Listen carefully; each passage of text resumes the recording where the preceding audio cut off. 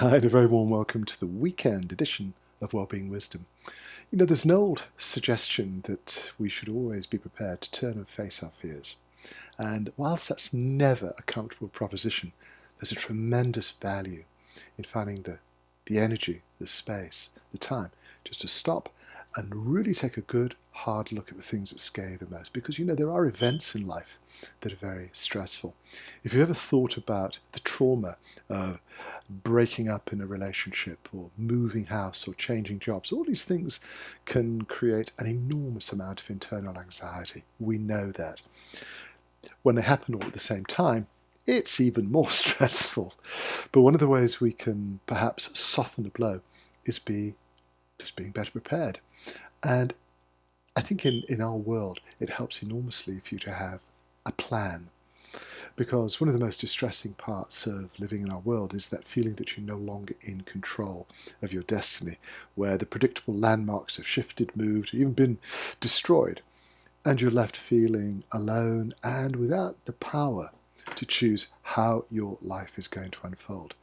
These things tend to happen to all of us at some point or another. But if you plan ahead, you say, you know, let me just think about worst case scenario. How would I deal with this? How would I react?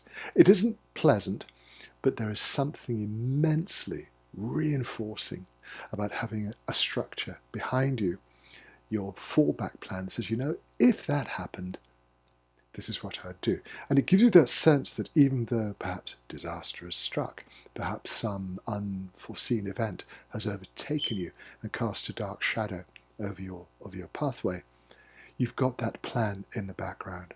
And it helps to restore a sense of order. It gives you a feeling of control. So, well, it's not comfortable.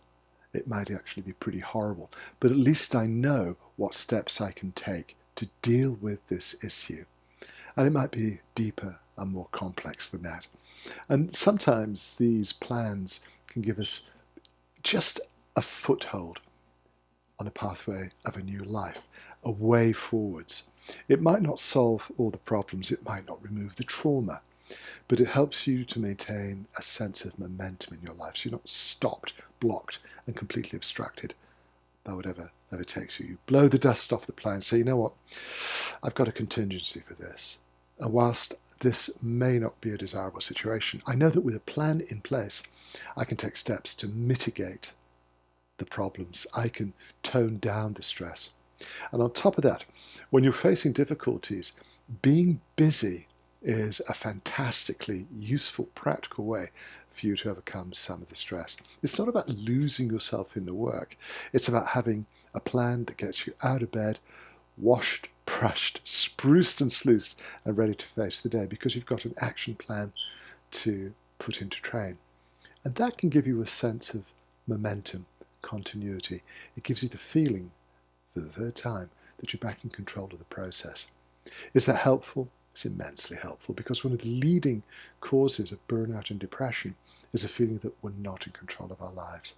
So taking really just a few minutes to sit down, I prefer a pen and a piece of paper, sketch out what the problem may be. How would I deal with this? And it's not to threaten your situation. It's not to cast a pall over your relationships. It's simply saying, how would I cope? I'm going to plan for the best, but I've got a contingency plan in case the storm blows in and completely removes the foundations of my life.